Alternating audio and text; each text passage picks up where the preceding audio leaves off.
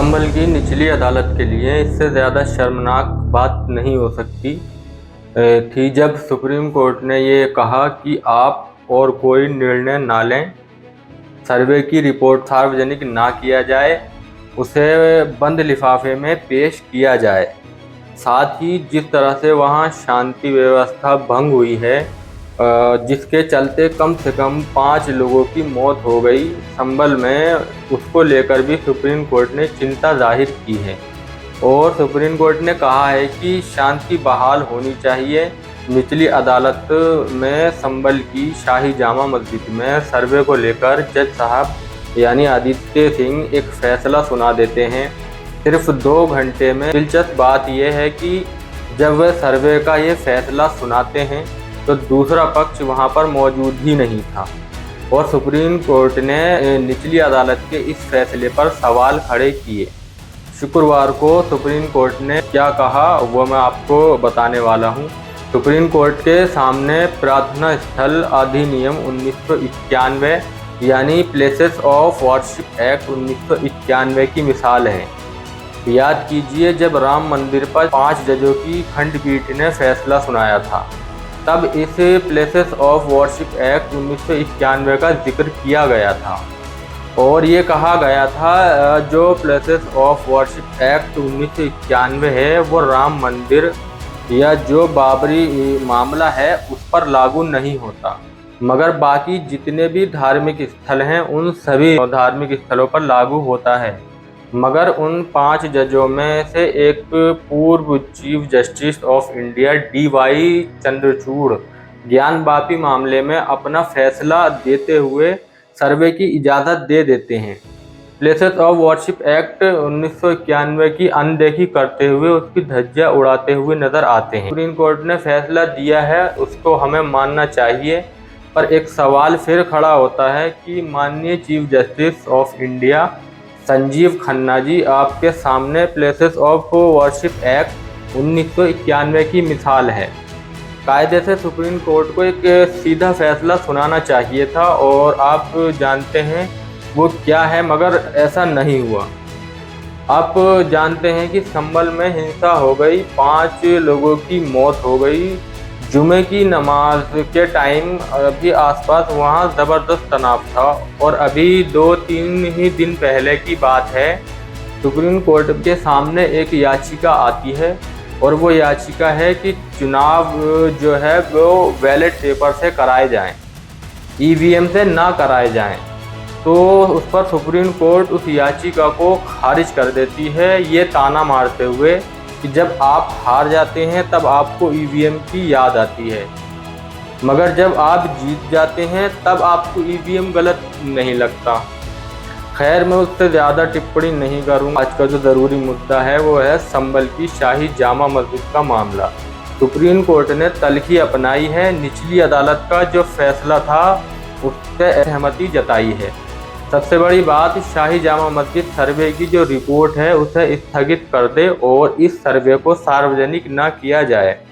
आसान शब्दों में आपको बताता हूँ, सुप्रीम कोर्ट ने शुक्रवार को उत्तर प्रदेश के संभल में ट्रायल कोर्ट से कहा कि वो शाही जामा मस्जिद के सर्वेक्षण के अपने आदेश के बाद अब कोई और कार्रवाई ना करें, कोई और आदेश जारी ना करें। जो सुप्रीम कोर्ट ने अपना आदेश जारी किया है कि हाई कोर्ट की इजाज़त के बिना एक्शन ना हो। कोर्ट ने याचिकाकर्ता से यह भी पूछा कि आप हाई कोर्ट क्यों नहीं गए। अब यहाँ पर एक सवाल उठता है कि क्या सुप्रीम कोर्ट यहाँ सख्ती से प्लेसेस ऑफ वर्शिप एक्ट 1991 का हवाला देते हुए अपनी तरफ से कोई फरमान जारी नहीं कर सकता था। याचिकाकर्ता को कहा जा रहा है कि आप हाई कोर्ट जाइए। इसके अलावा आप सुप्रीम कोर्ट ने अपने आदेश में कहा कि सील बंद लिफाफे में कोर्ट कमिश्नर को सर्वे की रिपोर्ट सौंपने को कहा है। सुप्रीम कोर्ट ने अपने आदेश में कहा कि जब तक मामला हाई कोर्ट के समक्ष लिस्ट नहीं हो जाता तब तक कोई भी आगे की कार्रवाई नहीं की जाएगी। कोर्ट ने कहा, हमने मामले के गुण दोष पर कोई राय व्यक्त नहीं की। 6 जनवरी को मामले पर फिर से सुनवाई होगी। हालांकि कोर्ट ने कहा आवश्यकता पड़ने पर दोनों पक्ष आवेदन दे सकते हैं और निचली अदालत के जो जज थे यानी आदित्य सिंह, जिन्होंने बहुत ही शीघ्र अंदाज में सर्वे के आदेश दे दिए थे और उसके बाद आप जानते हैं कि क्या माहौल था। जिस तरह एएसआई की टीम जा रही थी और जय श्री राम के नारे लग रहे थे, इन तमाम चीज़ों के बाद सुप्रीम कोर्ट ने इस पर कुछ बहुत ज़्यादा टिप्पणी नहीं की। उसने नहीं कहा कि कहीं आपने आदेश पर फोकस किया जो आपके सामने है। बहरहाल इस वक्त प्रशासन के सामने सबसे बड़ी चुनौती है संभल के अंदर क्या हालात हैं। वहाँ पर जो हालात हैं बहुत ही संगीन बने हुए हैं, बहुत ही सेंसिटिव बने हुए हैं और सुप्रीम कोर्ट ने अन्य मामले में उत्तर प्रदेश पुलिस की सख्त आलोचना की थी। संभल हिंसा के दौरान पुलिस के किरदार पर भी लगातार सवाल खड़े हो रहे हैं और यहाँ पर अर्धसैनिक बल उनकी जबरदस्त तैनाती है। 15 कंपनियां पीएसी और 2 कंपनियां आरएएफ तैनात की गए हैं।